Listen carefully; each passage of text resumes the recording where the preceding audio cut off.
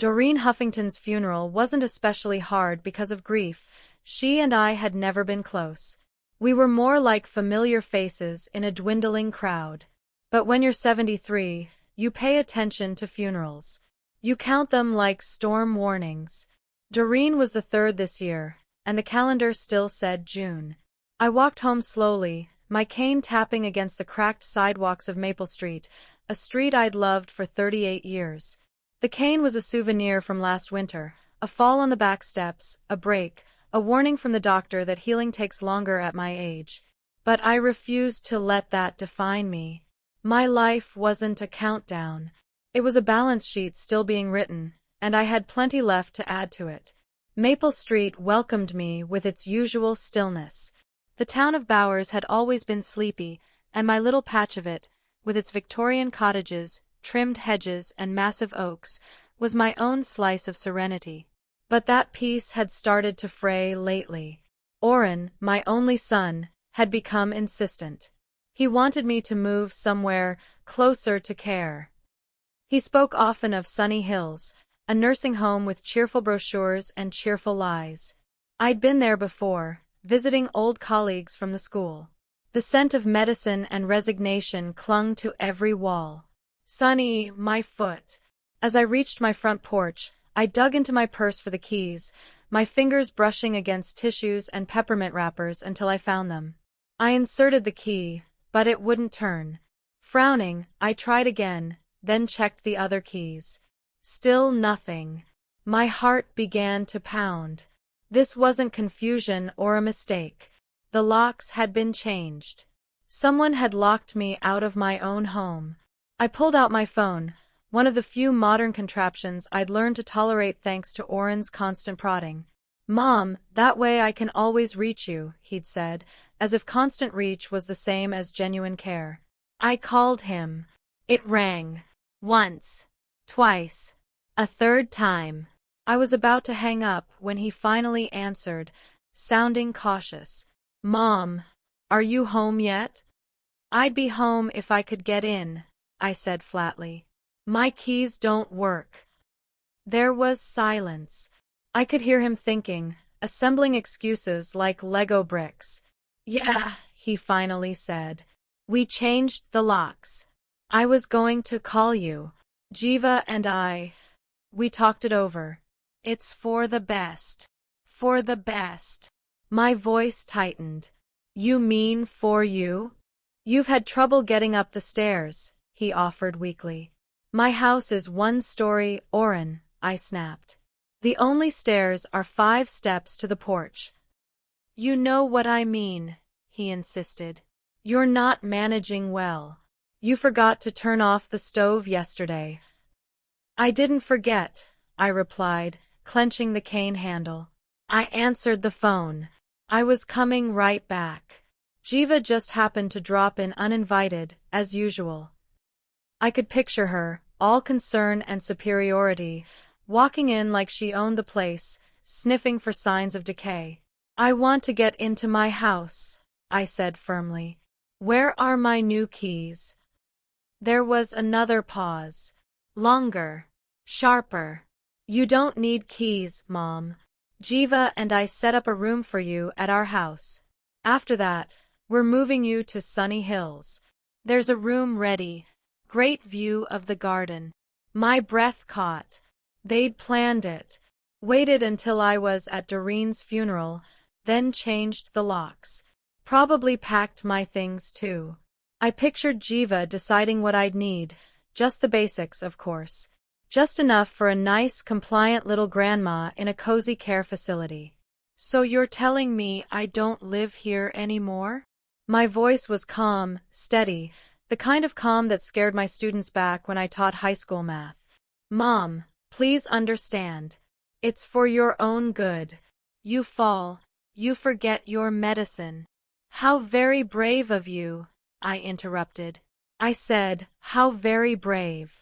Evicting your mother while she's at a funeral. What's next? Declaring me incompetent? Seizing my accounts?" His voice rose. "Mom, how can you say that?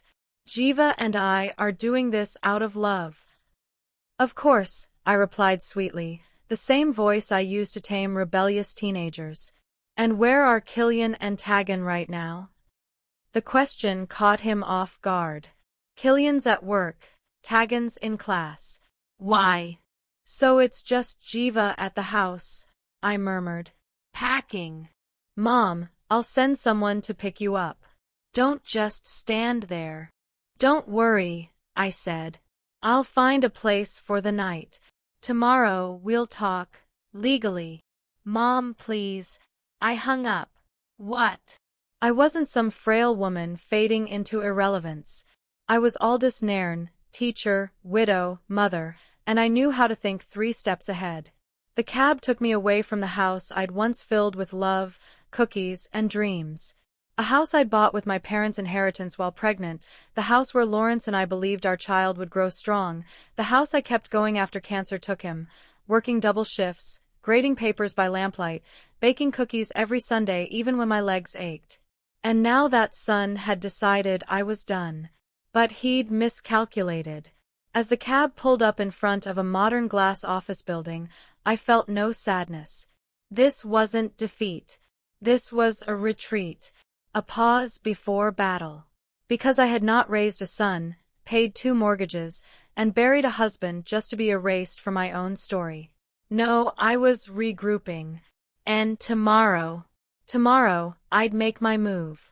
The office of Quill and Associates was on the 8th floor. I paid the driver and, leaning heavily on my cane, stepped into the cool, marble-lined lobby. Well, Oren, I thought as I pressed the elevator button, you've chosen to come at me this way. Don't take offense when I return the favor. As the elevator ascended, I opened my purse and took out a small, worn leather notebook. Its pages, filled with neat, teacher's handwriting, contained a quiet but damning history, dates, amounts, brief notes. A detailed record of my son's so-called small borrowings from my bank accounts over the last 5 years. Oren had always assumed I was too old, too absent-minded to notice. He didn't know I'd noticed everything. Barl Quill's office was perched in Bauer's most prestigious business center, a shimmering glass tower on the corner of Central and Oak. The receptionist greeted me kindly, and soon I found myself sitting in a soft leather visitor's chair, cradling a cup of chamomile tea. The room was tasteful, modern, minimalist, but not cold. Diplomas lined the walls along with abstract artwork in calming hues. I looked at the woman behind the desk and saw, despite the confident posture and close-cropped hair, the same sharp-minded girl who used to sit in the back row of my math class, always raising her hand first, always ready with the answer. Mrs. Na, I can't believe your son did this, Barl said, shaking her head as she closed the notebook she'd been writing in. What he's done is completely illegal. It's squatting, and we have every reason to sue him. I don't want to sue my own son, Barl, I sighed, setting the teacup down gently. I want to teach him a lesson and go back to my house, on my own terms. Barl studied me for a moment, her expression softening. I see. Then we'll start with a firm letter, outline the facts and the consequences. That should make him think twice. But first, let's check who the house is officially registered to. Without hesitation, I pulled a manila folder from my bag. It's all in here. I've been carrying copies of every important document for the last 6 months, ever since Oren started taking too much interest in my finances. Prudent, Barl nodded, taking the folder. Where are you staying, by the way? I haven't decided. Maybe a hotel. I could rent a room. Don't even think about it, she cut me off. I have a guest room. Stay with me as long as you need. I don't want to impose, sweetheart. Are you kidding? If it weren't for you, I wouldn't be here. You were the only person who believed a plumber's daughter could go to law school. You changed my life. It warmed me, hearing that. I had always made it a mission to lift up students like Barl, those whose families bore the heavy burden of disability, poverty, or both. But now, needing help myself, I felt the unfamiliar sting of vulnerability. As if sensing that, Barl continued, I'm recently divorced. The house feels empty and quiet. Honestly, I'd love the company. In that case, I said, touched, I accept, but just for a few days, until everything is resolved. Barl examined the documents again. Okay, the house is fully yours. Mortgage is paid. No liens. Your son has no legal claim whatsoever. He's acted completely illegally. Then let's write the letter, I said, sitting straighter. Let him read what it means to cross his mother. That evening, we arrived at Barl's apartment, a spacious, high-ceilinged home with wide panoramic windows overlooking the city park. The guest room she showed me was warm and welcoming, furnished with a soft bed, a writing desk, and a puff ottoman where she placed my small travel bag. Make yourself comfortable, she said. Bathrooms across the hall. Second door on the left. If you need anything, just ask. Thank you, sweetheart. You're very kind. When she left the room, I sat slowly on the edge of the bed, the fatigue of the day settling into my bones. From my bag, I pulled a silver-framed photograph. Just one, the only personal item I'd brought. It was of Lawrence and me standing in front of our house the day we got the keys. We looked so young, so hopeful. My thoughts drifted back to those golden days. Lawrence had been an assistant librarian at the Bower City Library, a quiet man with warm eyes and a gentle smile. We met when I was searching for rare math history texts for a new lesson plan. He helped me find a dusty old volume buried in the archives, and we talked until the library closed. We married soon after. It was a happy marriage, if brief. When Oren was 8, Lawrence was diagnosed with a vicious form of lung cancer. 6 months later, I buried him. I was left with a grieving child, a house still under mortgage, and a stack of medical bills. Insurance covered some of it, but not all. I worked every hour I could. Full days at school, tutoring at night, part-time shifts at the bookstore on weekends. Sleep became a rare indulgence. 4 or 5 hours, no more. Oren withdrew after Lawrence died. I tried to be present for him, but guilt followed me like a shadow. Many nights, after putting him to bed, I'd sit locked in the bathroom and cry in silence. But I endured. By the time Oren finished high school, I had cleared the debts and even managed to save for his college. It still wasn't enough, so I took a second mortgage on the house. No regrets. He got a fine education, became a financial advisor. At first, he was thankful. But over time, something shifted. Maybe it was his wife Geneva, a woman with the beauty of polished porcelain and the warmth to match.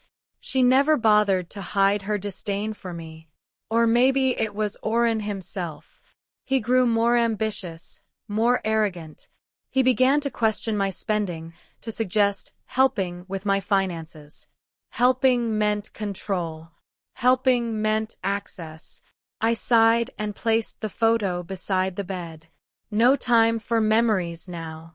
I had to stay sharp. For the present, for the future. The next morning, Barl drove me to the bank. I needed full account statements and to change some access permissions. Mr. Pratt, the branch manager, greeted me with professional courtesy. I'd like the full transaction history on all my accounts for the past 5 years, I told him firmly. And I want to remove my son, Oren Narn, as trustee.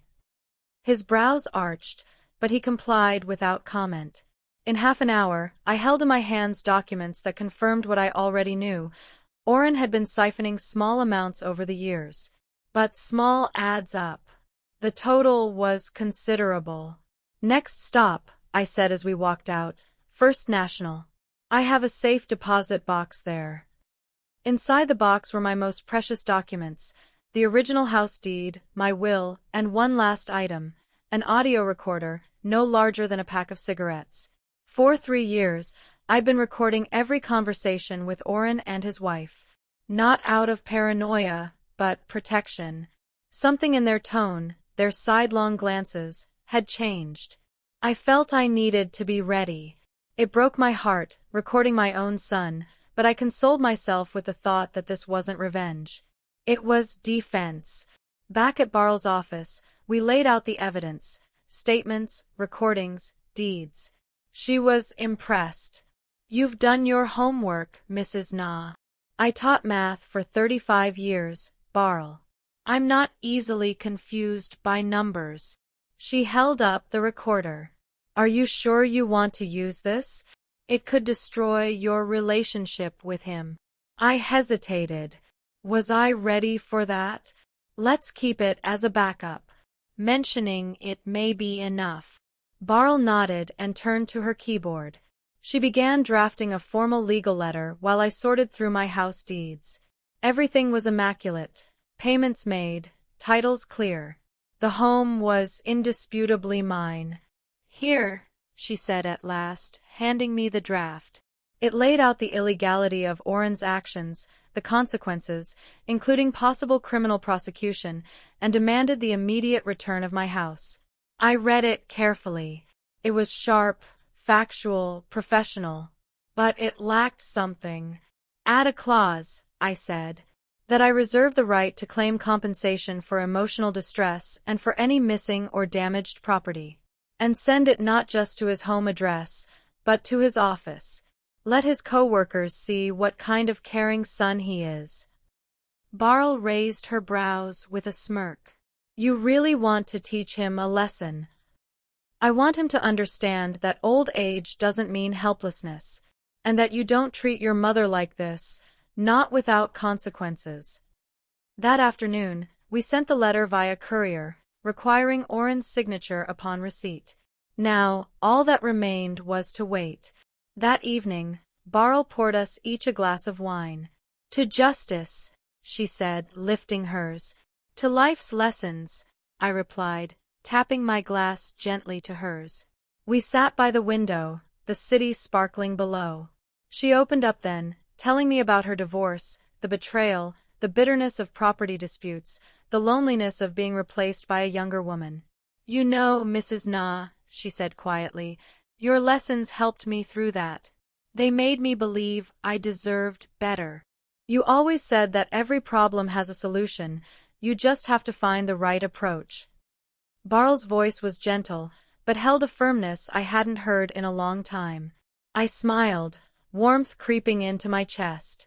"I'm glad you remembered that lesson, Barl. And please, call me Aldous. We're not in class anymore." She hesitated, unused to saying my name in such a familiar tone.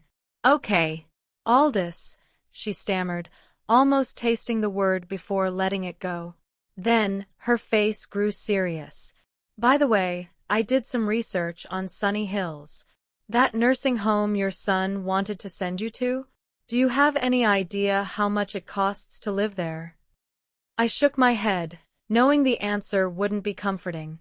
$3,000 a month for the most basic package, and that's without medical care.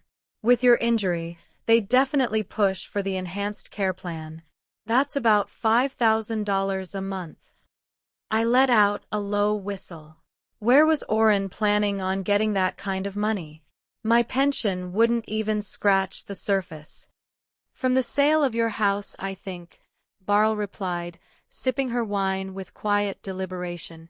"I checked the current market value of properties in your neighborhood. A house like yours, it's now worth about $450,000. I shook my head in disbelief. That number didn't seem real. When Lawrence and I bought the place decades ago, we'd paid just $42,000.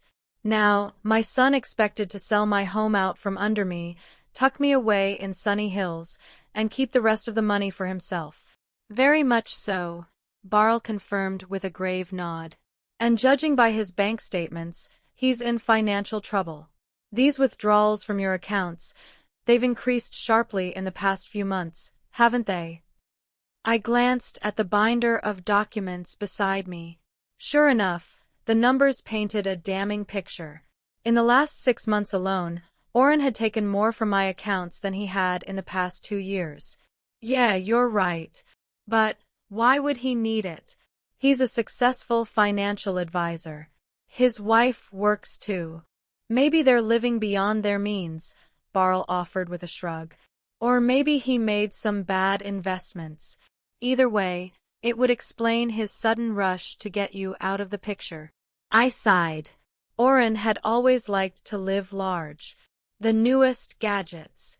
The trendiest restaurants. Vacations only if they involved five-star hotels and business-class flights. Maybe his lifestyle had finally outpaced his earnings.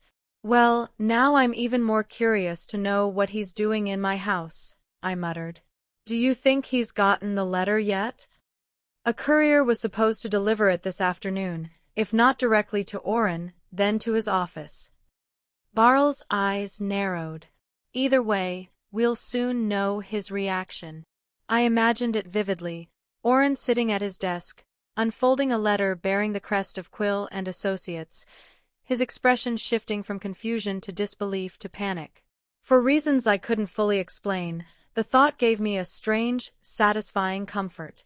That night, I slept fitfully. My dreams were cluttered and hazy. I saw the house, my house, empty and echoing, the front door thrown open like a gaping wound.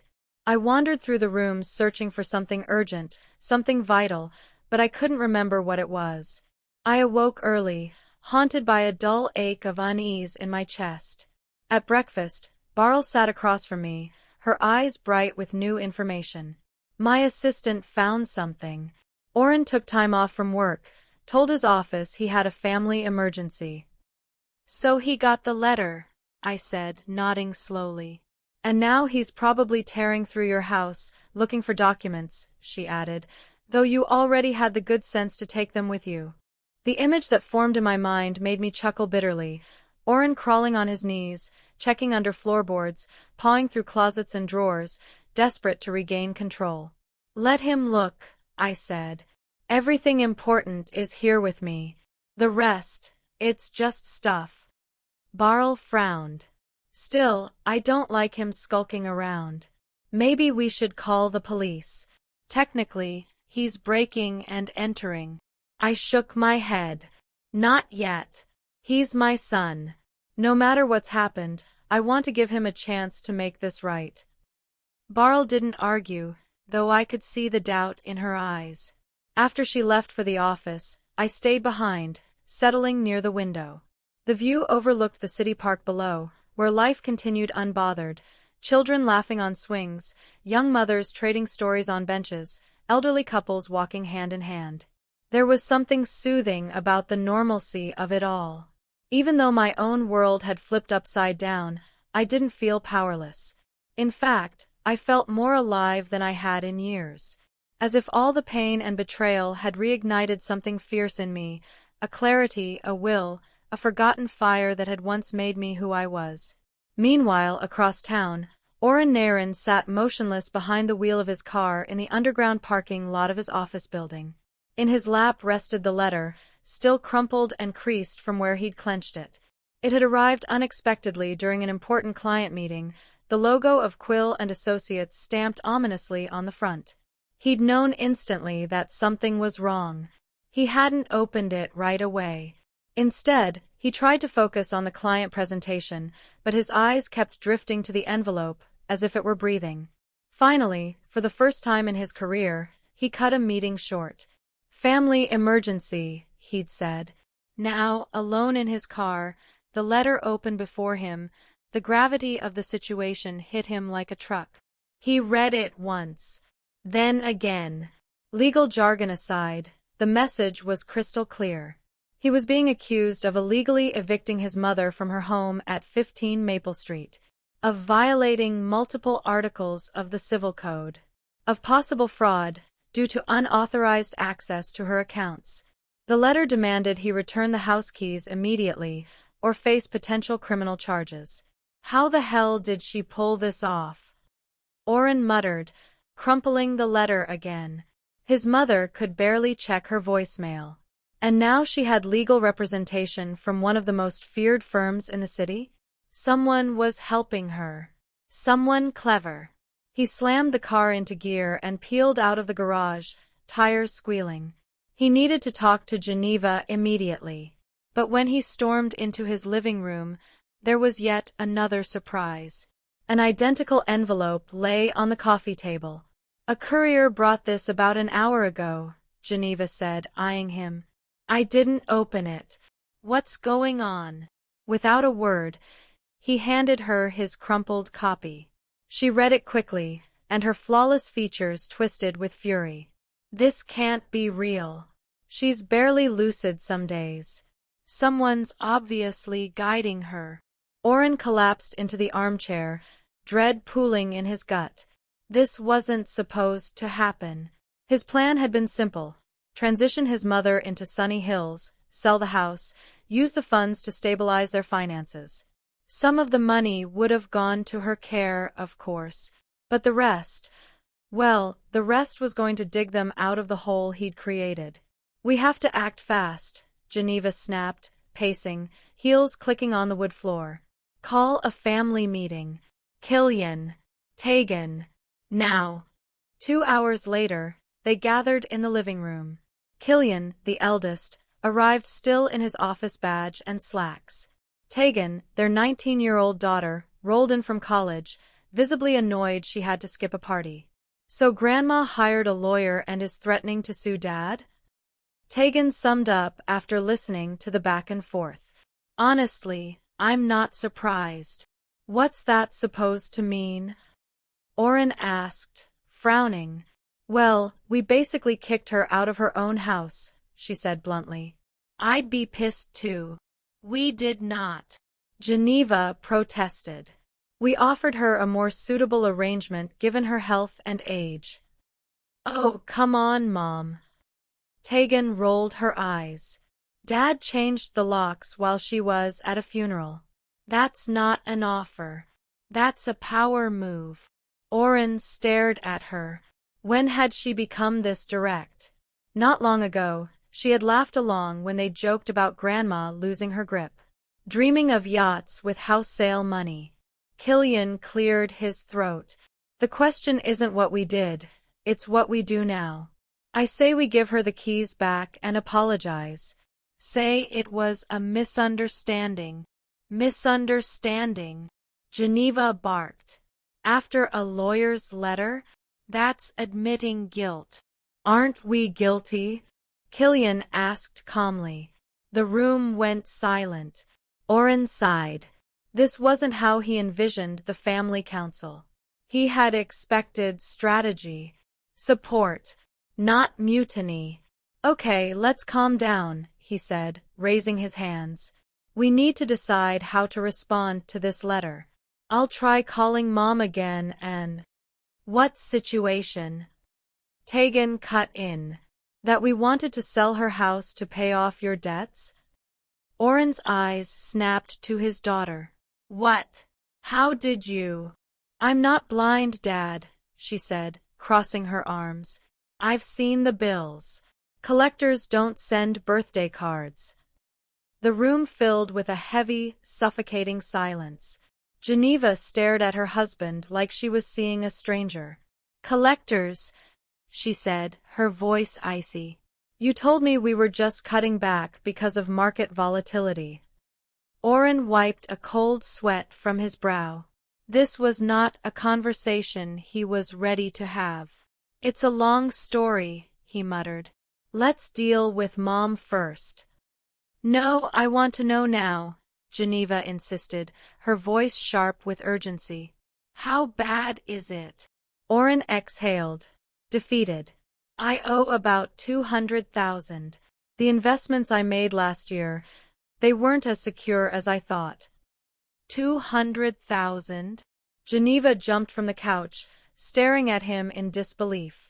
You invested 200,000 in some gamble and didn't even tell me? It wasn't a gamble, Oren replied defensively. It was a promising cryptocurrency. It was supposed to grow at least 5 times in value. Oh my God, Geneva groaned, covering her face with both hands. You invested our savings in cryptocurrency? You? The financial advisor who's always preaching about diversification and risk management. Technically, Killian interjected dryly, it wasn't just our savings. Judging by that lawyer's letter, Grandma's money was in there too. Oren shot his son a lethal glare. I was going to pay it all back as soon as the house was sold. Which doesn't belong to you, Tagan said flatly, finishing his sentence for him. This is a nightmare, Geneva moaned, sinking back onto the couch. We could get sued. You could lose your license. Everyone's going to find out. Nobody's going to find out. Oren shouted. We'll work it out. I'll talk to my mom. Explain the situation to her. She'll understand. Do you really think Grandma would sell her house to cover your debts after you kicked her out? Killian asked incredulously. Oren didn't answer. Deep down, he didn't believe it himself anymore. But admitting that, to them or to himself, was too painful. I need to go to her, he said finally. I need to talk to her in person. Do you even know where she is? Geneva asked. No, but I'll find out. She can't have gone far. Maybe she's at her friend Elizabeth's place, Tagan offered. They go to those book clubs together a lot. That's a good idea, Oren nodded, already reaching for his phone. I'll call Elizabeth. But Elizabeth hadn't seen Aldous, nor had any of her other friends. One by one, Oren called every number he could think of, but each call ended the same way. No one knew where she was. It was as if Aldous had simply vanished. She can't just disappear, he muttered irritably after another fruitless call. Someone has to know where she is. What about that lawyer? Killian asked. Quill, right? Maybe we should try contacting her. Her. Oren's eyebrows rose. Yes, Beryl Quill. She's pretty well known in town, won some high-profile corporate cases. I read about her in the Business Review. Oren's face went pale. The name triggered something. Beryl Quill, he said slowly. She went to Bowers High School. I have no idea, Killian shrugged. Why? If it's the same Beryl Quill, she was one of Mom's students. His voice trailed off. Mom always said Barl had a brilliant mind, that she'd make a great lawyer. She was proud of her. Geneva stared at him. Wait, are you telling me your mother is friends with one of the best lawyers in town, and you didn't consider that when you kicked her out of her house? Oren sank into the chair like the air had left his body. No, he hadn't thought of that. He hadn't thought of a lot of things. All the former students Aldous kept in touch with, successful, loyal, grateful. There had been that NASA scientist who visited her 2 Christmases ago. The female surgeon who helped her recover after her fall. His mother wasn't just some lonely old woman. She was respected, admired, protected. I'll call Quill's office, Oren mumbled. I'll try to get an appointment. But even that hope was dashed quickly. Her secretary answered politely but firmly. Miss Quill does not accept calls from Mr. Na. She recommended he read the letter and comply with its legal terms. What are we going to do? Geneva asked as Oren hurled the phone aside. I don't know, he shouted, panic rising. I just don't know. His mother, whom he had thought of as fragile and manipulable, was now a step ahead of him. She had a powerful attorney, irrefutable evidence, and worst of all, she had made it clear she would not be taken down easily. Maybe we should just give up, Killian suggested quietly. Give Grandma the keys back. Apologize. Hope she doesn't sue us. Oren opened his mouth to argue, to explain how much they needed to sell the house, but the words died in his throat. He was cornered. Every move he made now would only make things worse. Okay, he said at last. I'll get the keys back. I'll try to talk to her. What about the debts? Geneva asked, her voice still sharp but now threaded with fear. I'll think of something, Oren muttered. Maybe take out a loan against our house. Our house. Geneva jumped up again, her tone indignant. Don't even think about it. I won't let you risk our kids' home for your crazy investments. Then what do you propose? Oren snapped. I don't have 200,000 lying around. I'm facing bankruptcy. Maybe even jail, if it's proven I used client funds. Silence fell. Cold, hard, breathless silence. You used client money? Geneva asked in a whisper, her eyes wide with horror. Oren cursed himself silently. He hadn't meant to say that. They were temporary borrowings, he said weakly. I plan to pay them back, before the audit. With interest. Geneva collapsed back onto the couch like her legs had given out. It's over. We're broke. You're going to prison. What am I supposed to tell people? My parents, our friends, Cheryl and Martin. Oren didn't answer. He stared at the coffee table, unable to look at her. How had it come to this?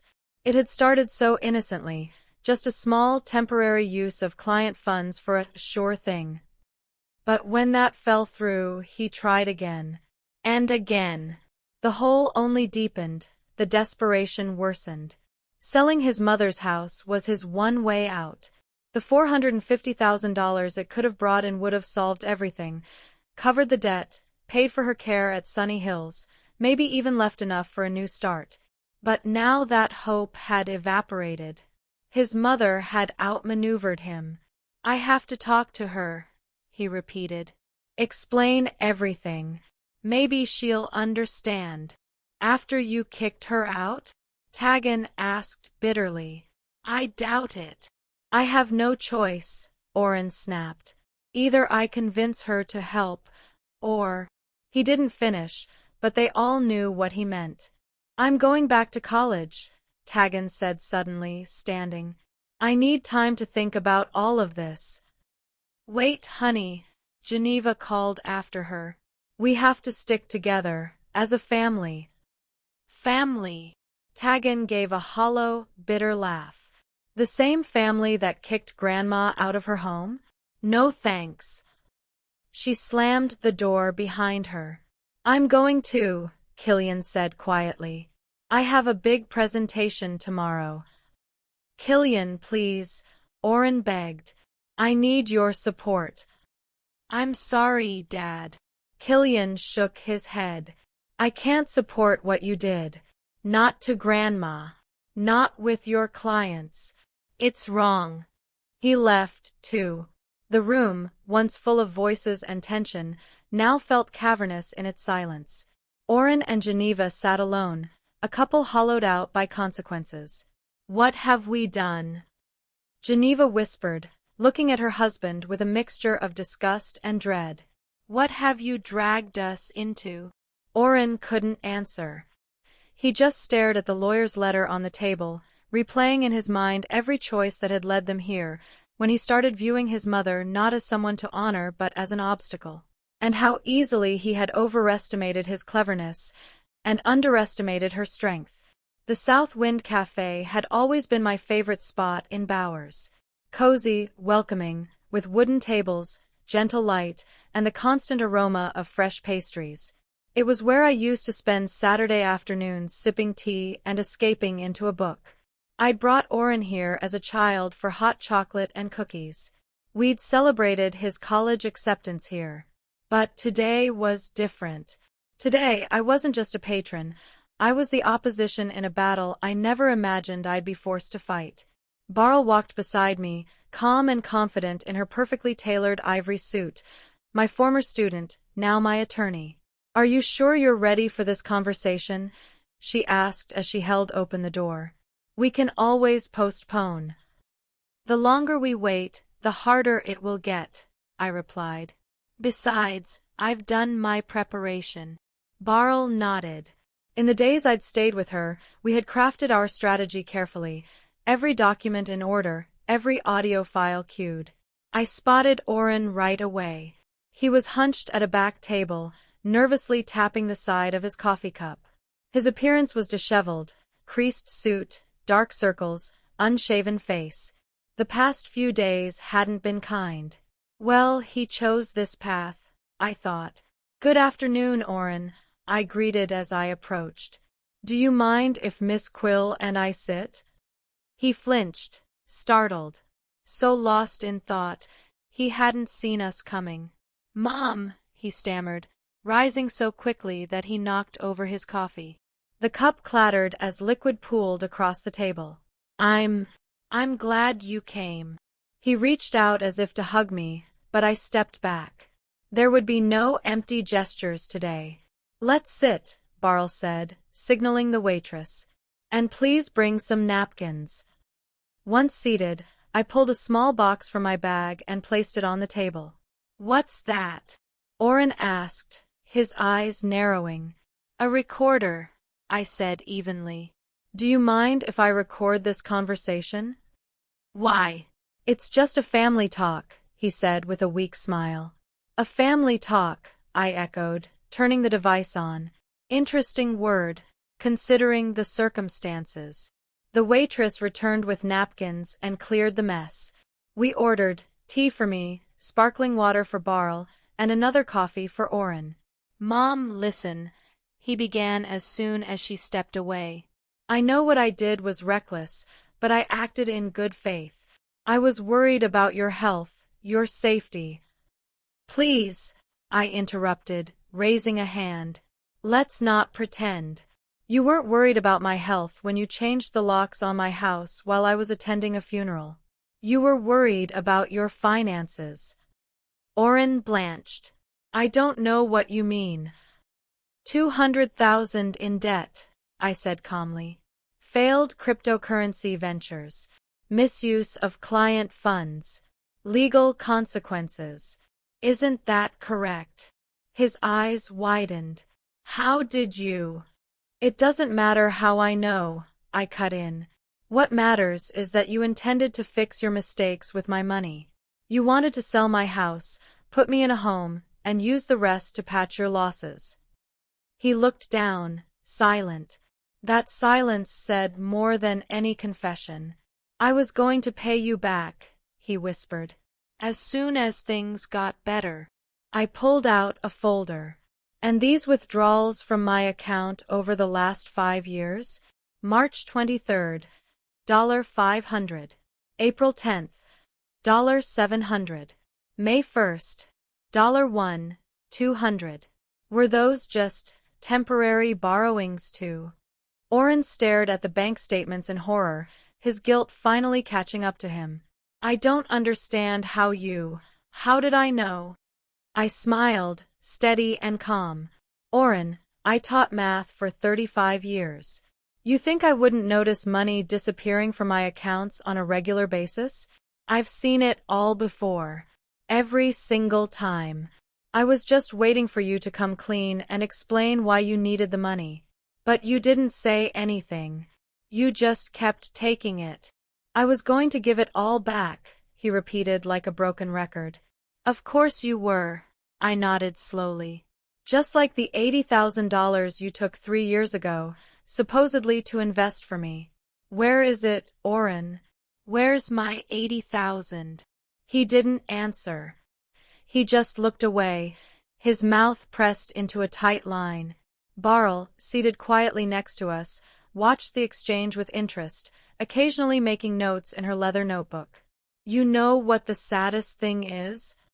I continued, my voice softening but not wavering.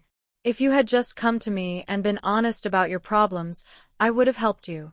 You're my son. I've always supported you. But instead, you chose to go behind my back, deceive me, and then throw me out of my own home. I didn't throw you out. Oren snapped, outraged. I offered for you to live with us, and then move to Sunny Hills. We would have paid $5,000 a month. And how long did you plan to cover my stay there? I asked calmly. A year? 2? And then what? He didn't respond. He didn't have to. We both already knew the answer. Mr. Nairn Barl stepped in then, her tone diplomatic. We're not here to assign blame, Mr. Nairon. We're here to find a solution that satisfies everyone. What solution? Oren scoffed bitterly. I'm 200,000 in debt. I could go to jail if I'm found to have used client funds. I could lose my license. The only solution is to sell my mom's house. No, I said firmly, shaking my head. My house is not for sale. Not ever. Then what do you suggest? He demanded, his voice rising, drawing glances from nearby tables. Let me go bankrupt? Go to jail? Is that what you want, Mom? No, I replied, my voice calm, resolute. I want you to understand that what you did was wrong, and I want you to make up for it. How? He asked, throwing his hands up. I can't just pull 200,000 out of thin air. Barl interjected again, reaching into her briefcase. We've prepared a proposal that may help resolve your financial crisis, she said smoothly. But before we go into that, there are a few things we need to clarify. She pulled out a folder and looked at Oren. Tell me, did you ever explain to your family how your mother's house was purchased? He frowned. What does that have to do with anything? Just answer the question, Barl pressed. Well, he said, shrugging. My parents bought it shortly after I was born. My father worked at the library, my mother at the school. They'd been saving up for the down payment for years. That's not quite true, I said evenly. The house was bought with money from the sale of my parents' property. Yes, your father worked at the library and I taught at the school, but our salaries were just enough to cover the mortgage and expenses. The down payment, 40% of the home's value, came entirely from me. So? He asked, still not understanding. So, I said, locking eyes with him, you've been telling your wife and children for years that the house was an inheritance from your father. That he was the one who gave your family a roof over their heads. That it was his credit. I never said that, Oren insisted. Didn't you? I pulled a small recorder from my bag and pressed play. Oren's voice came through the speaker, clear and damning. My father bought this house. He worked his ass off to get us a place to live. And now my mom is just sitting there alone, occupying 4 rooms that could bring good money when sold. I paused the tape. That was a conversation you had with Jiva 2 months ago, I explained. You were having dinner in the backyard. I had just come in through the kitchen. You didn't see me. Oren stared at the recorder like it was a poisonous snake. Were you recording our conversations? He whispered. How long? 3 years, I replied. Ever since I noticed money disappearing. Ever since you began telling Jiva and the kids that I was becoming forgetful. That I needed supervision. Since you began discussing selling my house like I was already dead. I pressed another button. Geneva's voice echoed from the device. She can't live alone. It's dangerous. If something happens to her, we'll be blamed. It's better to put her in a nursing home and sell the house. Then Oren again. I've already checked Sunny Hills. Basic package is $3,000 a month.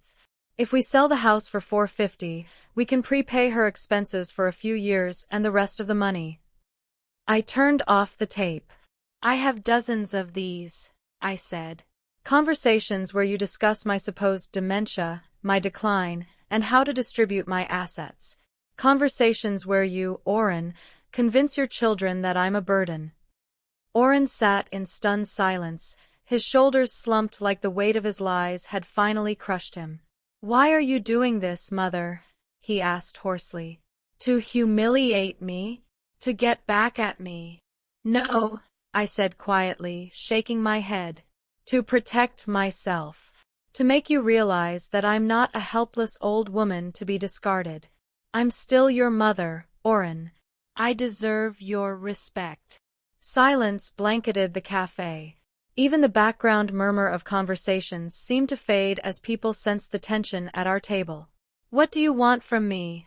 He asked at last, lifting his eyes to mine. You want me to apologize? Fine. I apologize.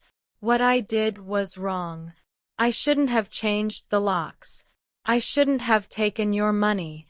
I admit it. What else? I want you to give me back the keys to my house, I said. And I want you to tell your family the truth, the whole truth, about the money, the house, your debts, and how you plan to solve your problems at my expense.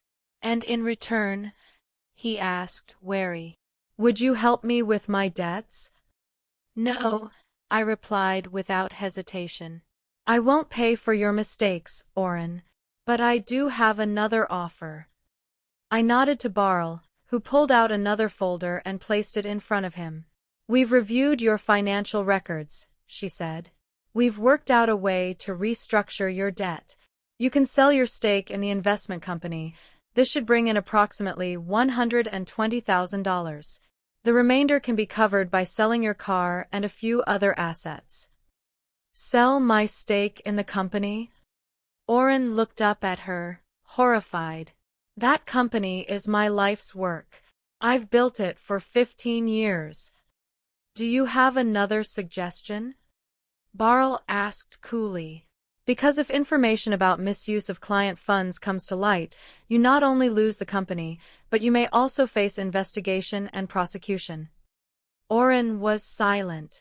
I watched the emotions cross his face: rage, shame, helplessness, and finally something close to humility. I don't have a choice, do I? He muttered bitterly.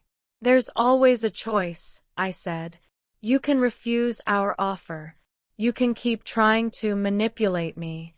Try to have me declared incompetent. Though, given the evidence, that would be difficult. Or you can choose to accept help and begin to right your wrongs. Help. He gave a humorless laugh. You call this help? You're making me give up everything I've worked for.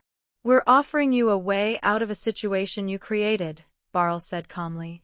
The alternative is bankruptcy, possibly criminal prosecution.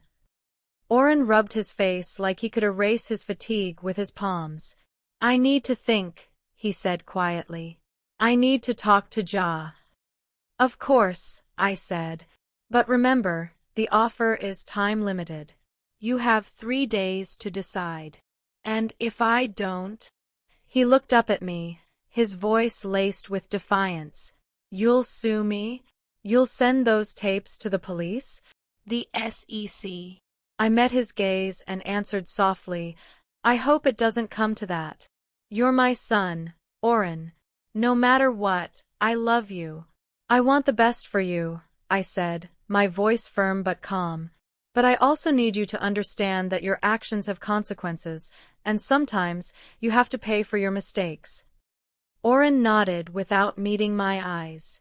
3 days, he murmured. And one more thing, I added, leaning in slightly. I want you to return the keys to my house. Today. Without a word, Oren reached into his pocket and placed a bunch of keys on the table. Here. Is that all of them? No, I said quietly, my eyes locking onto his. There's something else I need you to understand. I leaned in further, lowering my voice so the nearby tables couldn't overhear. That house was never your father's legacy, Oren. It was mine.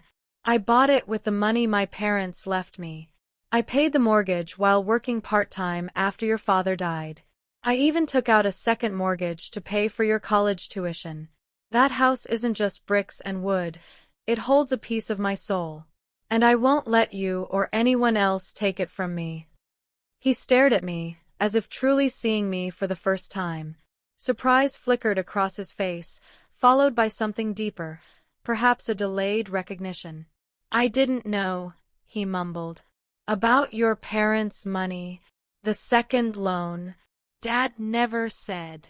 Your father died when you were 8, I reminded him. He didn't have the chance to tell you much, but I was there. Always. All you had to do was ask. He nodded, his gaze now downcast. I'm sorry, Mom. I really am. I know, I said gently, placing my hand over his. And I believe you can fix your mistakes, not for me, but for yourself. For your family. That was the end of our meeting. Oren left first, leaving both the house key and the coffee money untouched on the table. Barl and I lingered a while longer, sipping tea in the silence that followed the storm. You were great, Barl said with respect in her tone. Firm but fair. I just want him to understand, I sighed. Oren was always ambitious, always reaching for more. That's not a bad thing in itself. But somewhere along the way, he forgot the important things: honesty, respect, family. Do you think he'll take the offer? Barl asked. He doesn't have a choice, I said with a shrug. The alternative is too grim to consider. But that's not the point. What matters is that he understands the weight of his actions and learns something from this. Otherwise, the lesson is wasted. Barl nodded, gathering her files. What will you do now? Go back to your house? Yes, I replied with a soft smile. But first, I'll change the locks, just in case. We paid the bill and stepped outside. The day was clear, the breeze light, and the scent of blooming linden trees carried on the wind. I inhaled deeply, allowing the tension of the past days to slowly fade from my shoulders. There was still much ahead, reclaiming my space, reorganizing the life that had been unsettled, and maybe, just maybe, making peace with my son's fractured family. But for now, the hardest part was behind me. You know, Barl, I said as we walked to her car, at my age, you begin to cherish the simple things. A roof over your head, a warm cup of tea, a quiet book in your favorite chair. I never wanted a war with my son. I only wanted to keep what was dear to me. And you did that, Barl smiled. You also taught him a lesson he won't soon forget. I hope so, I nodded. After all, I've been a teacher my whole life. Teaching is what I do best. Returning to my home was a strangely emotional experience. I stood at the front door with the new keys in my hand. Barl and I had the locks changed that very afternoon, not because I didn't trust my son, but because a little caution never hurt. The house looked almost the same as when I'd left for Doreen Huffington's funeral. Almost, but not quite. Drawers were half open, some furniture shifted, a few books out of place, the living room carpet wrinkled. Oren had been searching for documents, valuables, perhaps even cash. Maybe he found a few odds and ends I hadn't taken, but the important things had stayed with me: the property deed, my financial records, and the tapes. Room by room, I moved slowly, methodically, restoring order. Each drawer I closed, each picture I straightened, felt like an affirmation. This was my home, and I was reclaiming it. In the bedroom, I opened the jewelry box and found my wedding ring right where I'd left it. I hadn't taken it with me when I left, not out of oversight, but because I believed, even then, that Oren wouldn't touch something so sacred. And I was right. I spent the next week restoring my space and reflecting on everything that had unfolded. Barl called frequently to check in. But from Oren, there was nothing. Not a call. Not a message. Then, on the 8th day, the doorbell rang. It was Killian, my eldest grandson, standing on the porch with a small, shy bouquet of wildflowers in hand. He looked nervous, shifting his weight, his eyes uncertain. "Hi, Grandma," he said softly, offering the flowers. "Can I come in?" I stepped aside, nodding silently. Together, we entered the kitchen. I placed the bouquet in a vase and put the kettle on. "How are you?" Killian asked once we were seated at the table. "I'm doing well," I replied. "And you?" "Not great," he admitted, shaking his head. "After everything that happened, it's been rough. Mom and Dad are barely speaking. They're constantly fighting. Tegan's never around. He's always at college or with his girlfriend. And me. I don't know what to do." I listened quietly. Killian had always been the most introspective of my grandchildren. I knew he needed space to articulate what he was feeling. I just want things to go back to how they used to be, he finally said. Sunday lunches, your stories about your students, Dad making dumb jokes and Mom actually laughing. I miss that. I sighed. Those days had drifted away slowly, long before the issue of the house came up. Oren had grown increasingly distant, Geneva colder. The grandkids got older, busier. Eventually, even the holiday visits faded. You know, Killian, I said gently, sometimes we can't go back. But we can build something new, something better. Do you think that's possible? After all this? He asked, eyes hopeful. I do, I smiled. How about we start with Sunday lunch? This Sunday. At my house. Will you come? He nodded quickly. Yes. What about the others? I'll invite everyone, I said. They can choose for themselves. On Sunday, I woke up early and prepared the meal just like I used to. I baked the apple pie Oren had always loved, roasted chicken with herbs, mashed potatoes, and a fresh salad. By 2 o'clock, the table was set, the house was spotless, and I wore my best dress. I waited. Killian arrived first. He brought a bottle of wine and helped set up the chairs. Tegan came next, looking unusually composed, with a box of delicate cakes from an upscale bakery. Then, just as I was beginning to lose hope, Oren and Geneva arrived. They didn't speak to each other. They kept their distance. But they came. That alone was a beginning. Lunch began awkwardly, the kind of silence that stretches across a table filled with too many unspoken words. We exchanged polite phrases, carefully tiptoeing around the painful history that had brought us here. But with each passing minute, the air began to thaw. Killian animatedly spoke about a new project he was spearheading at work, his face lighting up in a way I hadn't seen in a long time. Tegan, more grounded than ever, shared her plans for a summer internship. Serious, goal-driven, a far cry from the party-loving girl she once was.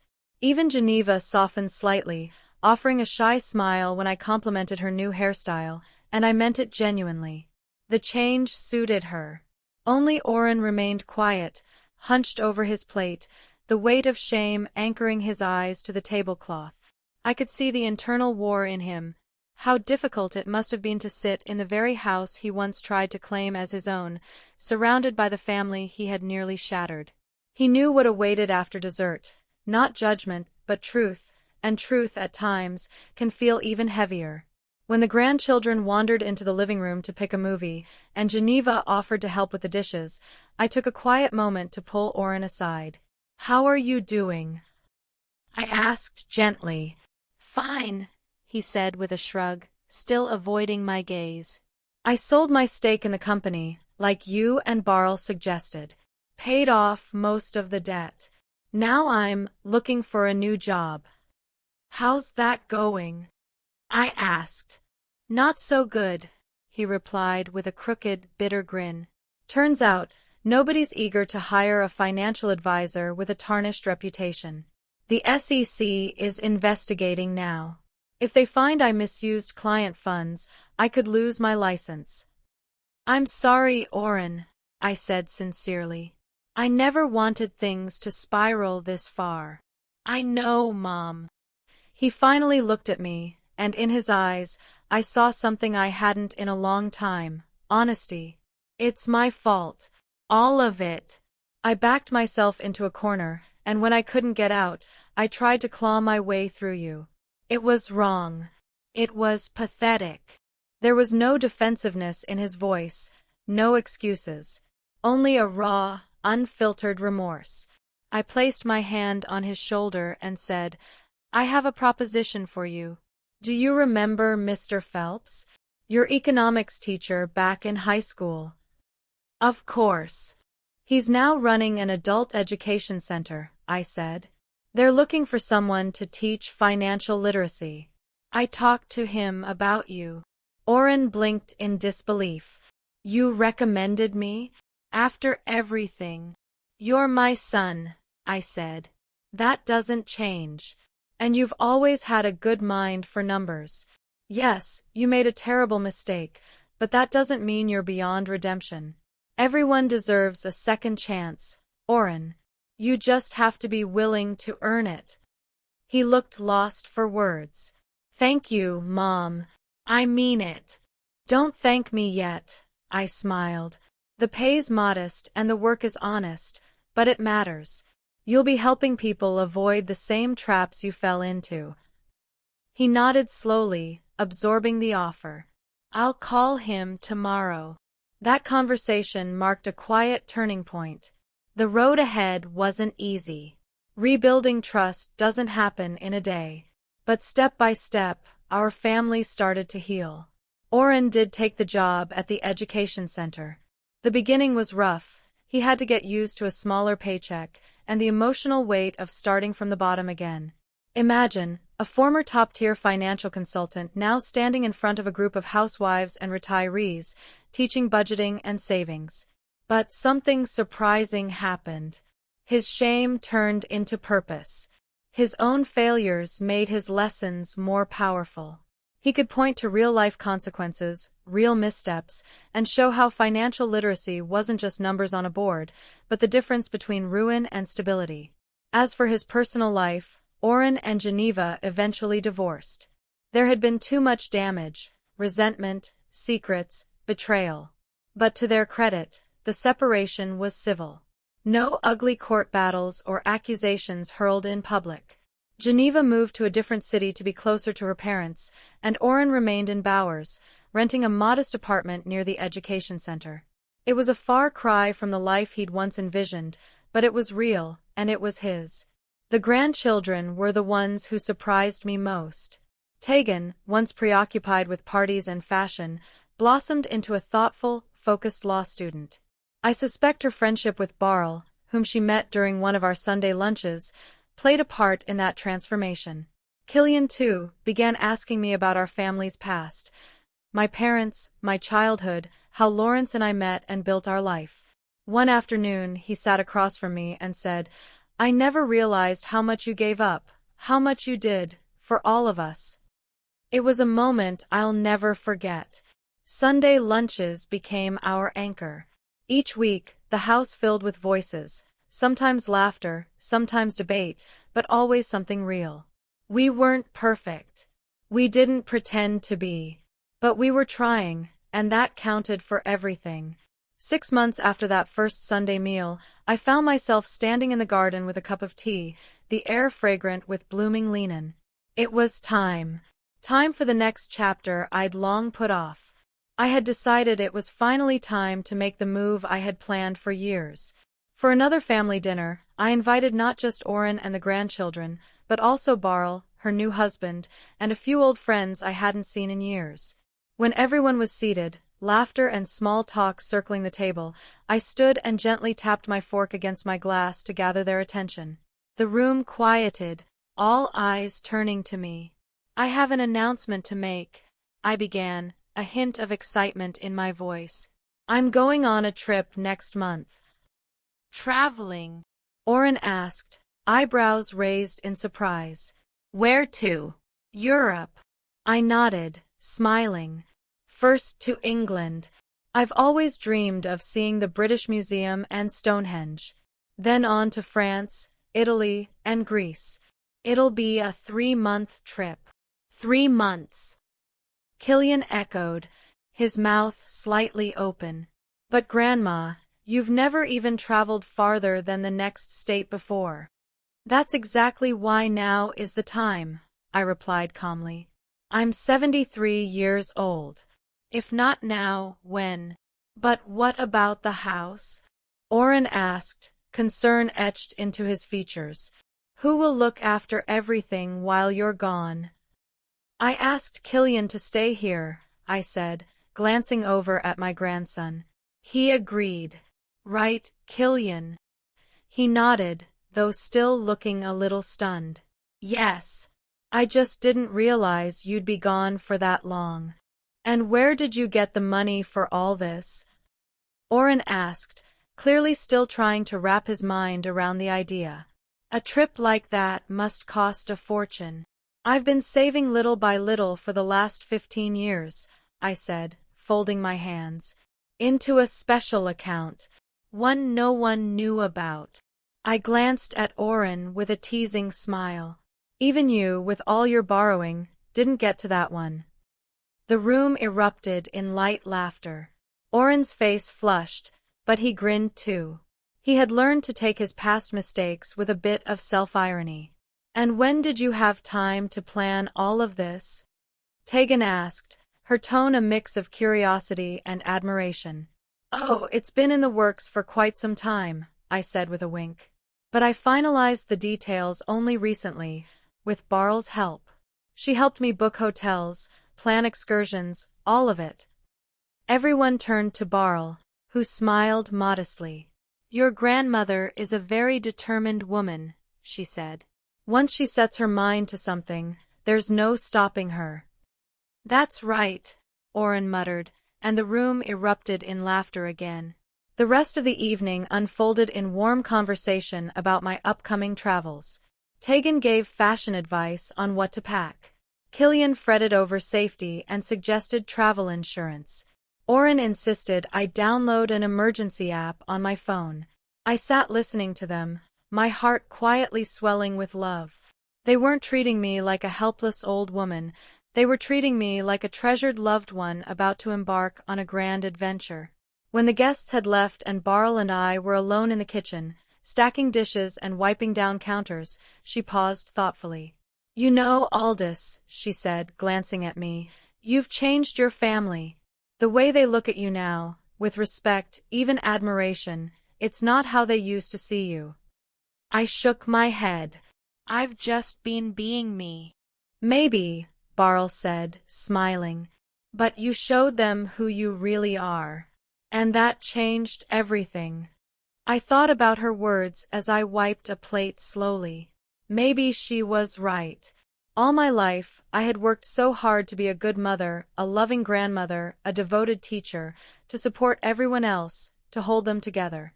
But somewhere along the way, I had let them forget that I was also a person beyond those roles. I had my own dreams, my own plans, my own strength. It wasn't until they tried to take away my autonomy that I had shown them that part of me. You know what my biggest regret is? I said quietly, placing a dish into the rack. That I didn't do it sooner. I didn't set boundaries. I didn't remind them that I deserved respect, too. Maybe then we could have avoided the locks and the lawyers. Maybe, Barl said, nodding. But sometimes it takes a crisis to show us what really matters, and to give us the push we need to change things. She was right. That crisis had changed not just my family, but me too. I had become stronger, more confident. I stopped fearing disapproval or avoiding conflict. I learned to say no, and mean it. I learned that it was not selfish to protect your peace, it was necessary. And then, just a few weeks later, I boarded a plane and flew to London. I stood in the misty English rain, staring up at Big Ben.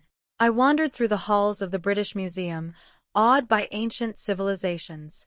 I sipped coffee at a sidewalk cafe in Paris, watched gondolas glide under Venetian bridges, and lay on a sun-drenched Greek beach, looking out over the azure sea.